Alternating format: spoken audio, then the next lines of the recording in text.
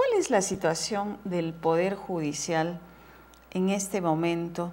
Después de varios intentos de reforma, el último a través del Seriajus, este órgano que se formó precisamente con este objetivo, pero que se truncó, ¿no es cierto? No llegaron a aplicarse las conclusiones a las que llegó este grupo de trabajo, que fue, creo yo, el intento más serio de los últimos años para hacer una verdadera reforma del Poder Judicial.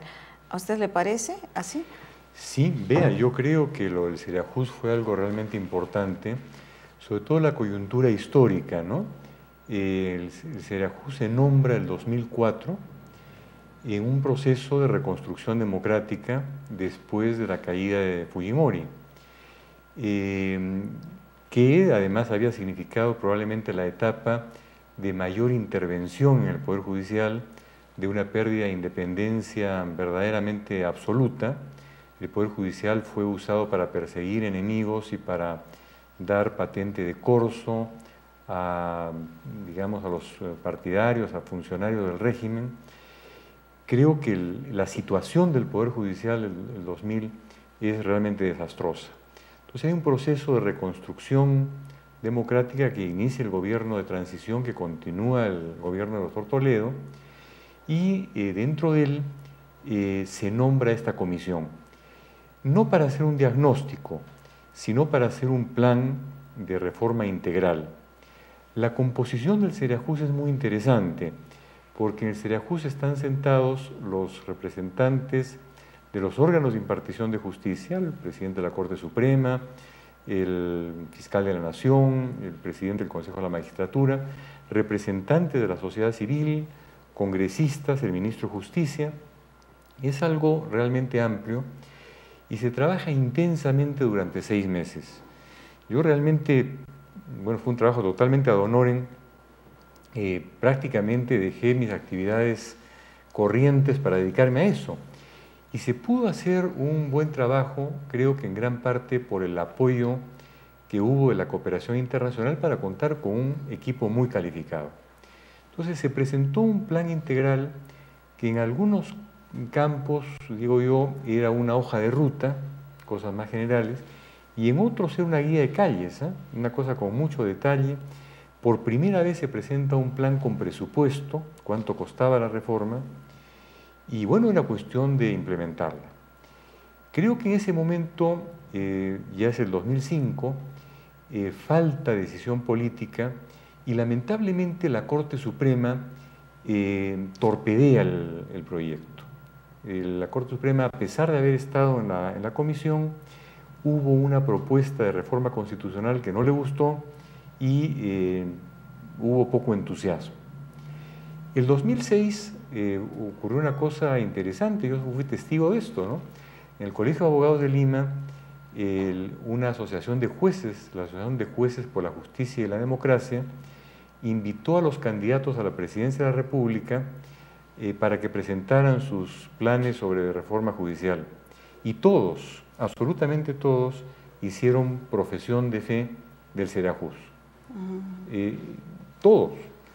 Es cierto que quizás ganó las elecciones quien lo hizo con menos entusiasmo, pero ha sido muy decepcionante comprobar que este plan integral realmente ha sido más o menos encarpetado, ¿no?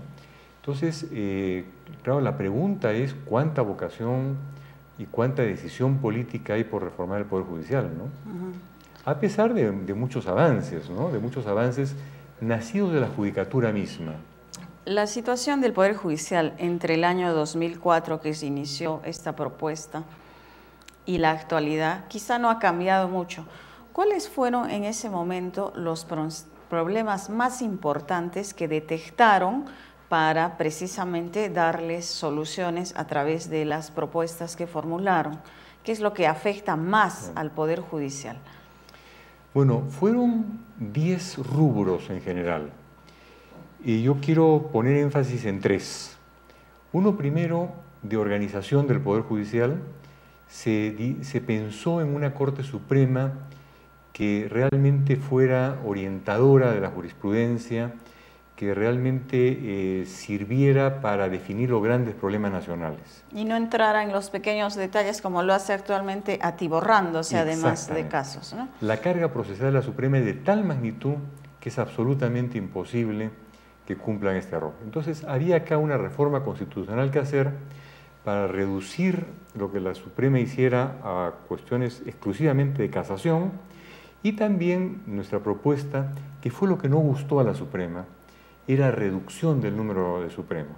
Una Corte Suprema única que tuviera este rol orientador. En segundo lugar, se puso mucho énfasis en el tema ético. Evidentemente, nadie pretende sostener que el problema ético en el Perú es exclusivamente del mundo judicial, ¿no? El Poder Judicial no es una institución que haya llegado de Marte. El problema ético es un problema serio en el país.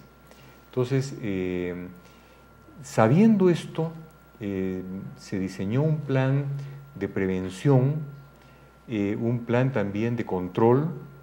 El Ceriajús propuso que el control del Poder Judicial saliera del Poder Judicial al Consejo de la Magistratura, un órgano aparte, porque más allá de algunas gestiones mejores que otras, la experiencia de control interno del Poder Judicial, de jueces controlando jueces, creo que no es la mejor. Y en tercer lugar, por destacar algunos puntos, se puso mucho énfasis en el tema de la jurisprudencia. Hoy día la jurisprudencia, salvo evidentemente honrosas excepciones, no es de la mejor calidad, ¿no? La fundamentación no es buena y sobre todo es poco predecible. Nosotros establecimos en la Ceriajús que el tema de la celeridad no era un tema tan grave en el Perú comparativamente con otros países. La justicia parece ser lenta en todas partes. Entonces, si bien es un problema, no era un problema particularmente peruano. Lo que sí era un problema particularmente peruano es la falta de predictibilidad, ¿no? O sea, ningún abogado está en la posibilidad de decirle a un patrocinado, oiga, ¿cómo va a salir su caso? Va a resolverse así. Claro, ya basados en otras sentencias, en la jurisprudencia, ¿no? Sí, pues mucho, y eso, y también el problema ético, ¿no? Y también lo ocurrido durante el gobierno de Fujimori, todas esas denuncias, esos casos que se vio, han contribuido a la pésima imagen que tiene la opinión pública en general del Poder Judicial.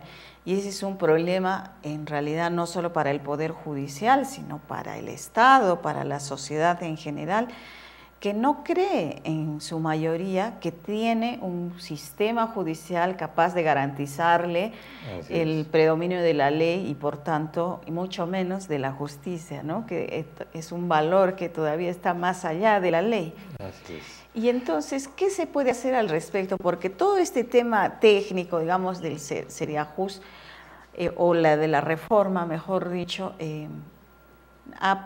ha estado en los círculos involucrados, juristas, abogados, magistrados, ¿no? Pero la población en general no se entera de esto, que quizá podría exigir, presionar para que estas reformas se lleven a cabo, ¿no? Hay como un disloque. Hay un disloque. Ahora, yo quiero reivindicar, sin embargo, algunas cosas importantes que han cambiado en el Poder Judicial. Fíjese usted, hay cosas que han funcionado.